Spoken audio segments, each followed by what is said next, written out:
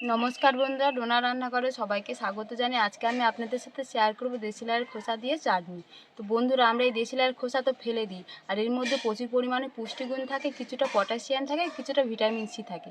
তাই এগুলো ফেলে না দিয়ে এইভাবে যদি চাটনি করে খান তাহলে কিন্তু খুব ভালো লাগবে। তো কিভাবে আমি দেশি লাউয়ের খোসা দিয়ে চাটনিটা বানাই আপনারা পুরো ভিডিওটা দেখতে থাকুন। আশা করছি আজকের ভিডিওটা আপনাদের দেখতে খুব ভালো লাগবে। দেখুন, আমি এখানে দেশি লাউয়ের খোসা চাটনি করার জন্য কিছুটা দেশি লাউয়ের খোসা কেটে নিয়েছি। এবার এগুলোকে ভালো করে ধুয়ে ছোট ছোট পিস করে কেটে নেব। ধোয়ার জন্য আমি এর মধ্যে জল দিয়ে দিচ্ছি।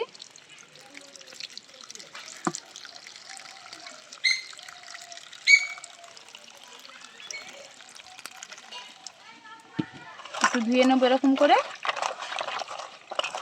এবার আমি বঁটির সাহায্যে কেটে নেব। ধোয়া হয়ে গিয়েছে, এবার আমি কেটে নেব।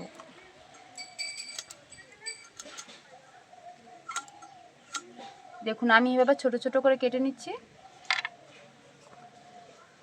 বাকিগুলো আমি একই রকম করে কেটে নেব।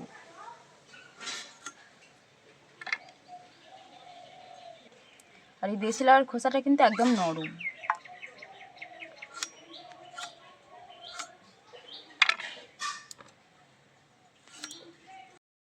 তো দেখুন, আমার এখানে লাউয়ের খোসাটা কিন্তু ছোট ছোট পিস করে কেটে নেওয়া হয়ে গিয়েছে। আর এখানে 3 কোয়া রসুন ছাড়িয়ে নিয়েছি আর 2টো কাঁচা লঙ্কা নিয়েছি। এবার উনানটা জ্বালিয়ে এগুলো হালকা করে ভেজে নেব। বেশি করে ভাজবো না, তাহলে লাউয়ের পুষ্টিগুণটা নষ্ট হয়ে যেতে পারে। তো লাউয়ের খোসাটা ভাজার জন্য উনানটা জ্বালিয়ে নিয়েছি। এবার কড়ার মধ্যে তেল দিয়ে দিচ্ছি।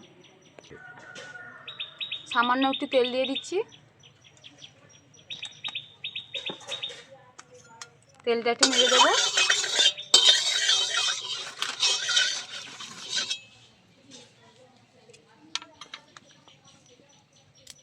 রসুন আর কাঁচা লঙ্কাটা দিয়ে দিচ্ছি। দিয়ে একটু হালকা নেড়ে চেড়ে নেব।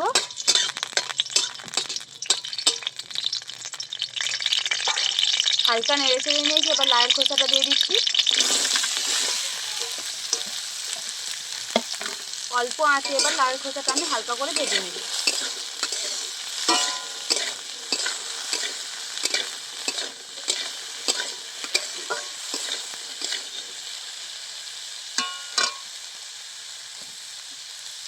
লাউয়ের খোসাটা কিছুক্ষণ আমি নাড়াচাড়া করে নিয়েছি। এবার অল্প আঁচে চাপা দিয়ে কিছুক্ষণ আমি ভেজে নেব। চাপা দিয়ে দিচ্ছি। দিয়ে এবার কিছুক্ষণ ভেজে নেব। তো দেখুন, কিছুক্ষণ হালকা আঁচে আমি সেদ্ধ করে নিয়েছি। এবার ঢাকাটা খুলে দেখবো কেমন হয়েছে লাউয়ের খোসাটা। এই দেখুন, অনেকটা ভাজাও হয়ে গিয়েছে আর সেদ্ধও হয়ে গিয়েছে। এবার আমি নামিয়ে নেব।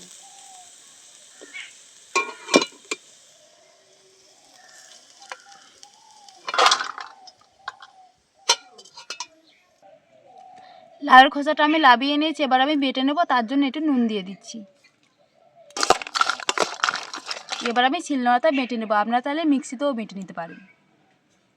দেখুন, লাউয়ের খোসাটা আমার বাটা হয়ে গিয়েছে। আর দেখুন, আমি একদম মিহি করে বেটেছি। এবার এর মধ্যে টক হওয়ার জন্য দিয়ে দেবো পাতিলেবুর রস। খুব ভালো। আমি এখানে 2টো পাতিলেবুর রস দিয়েছি। আপনারা চাইলে এর পরিবর্তে ভিনিগারও দিতে পারেন। এবারে খুব ভালো করে আমি মিশিয়ে নেব।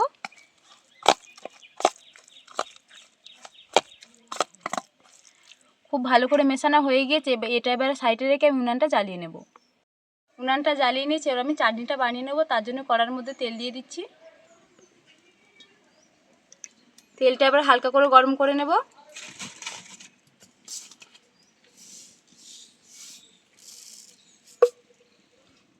এবার ফোড়নে দিয়ে দিচ্ছি কালো সরষে, 1 চামচ বিউলির ডাল আর 2টো শুকনো লঙ্কা।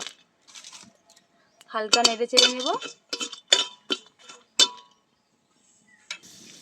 দেখুন দেখুন ফোড়নটা দিয়ে খুব ভালো করে নেড়ে চেড়ে এটা এবার লাউয়ের খোসা বাটার মধ্যে দিয়ে দিচ্ছি।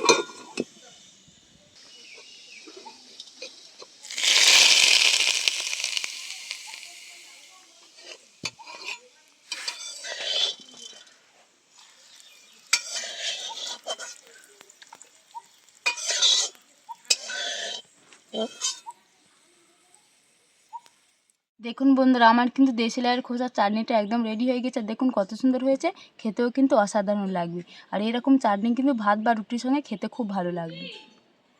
বন্ধুরা, আমরা তো এই গরমকালে অনেক রকমের চাটনি খেয়ে থাকি, যেমন আম, পেঁপে, তেঁতুল। তো একবার যদি এইরকম লাউয়ের খোসা বাটা চাটনি খেয়ে থাকেন, শরীরের পক্ষে খুব উপকার, পেট ঠান্ডা করে আর শরীরের রোগ প্রতিরোধ ক্ষমতা বাড়ায়। তো তো আপনারা এইভাবে একবার বাড়িতে বানিয়ে দেখবেন, খুবই খেতে ভালো লাগবে। আর আজকে আমার এই লাউয়ের খোসা বাটা চাটনির রেসিপিটা যদি আপনাদের ভালো লেগে থাকে তাহলে ভিডিওতে একটা লাইক করবেন, আর আমার নতুন নতুন ভিডিও পেতে চ্যানেলটি সাবস্ক্রাইব করে পাশে থাকা বেল আইকনটি প্রেস করবেন। আর আমার ভিডিওটা সম্পূর্ণ দেখবেন, আশা করছি সবার ভালো লাগবে। আজকের মতন ভিডিওটা এখানে শেষ করছি, দেখা হচ্ছে পরের ভিডিওতে।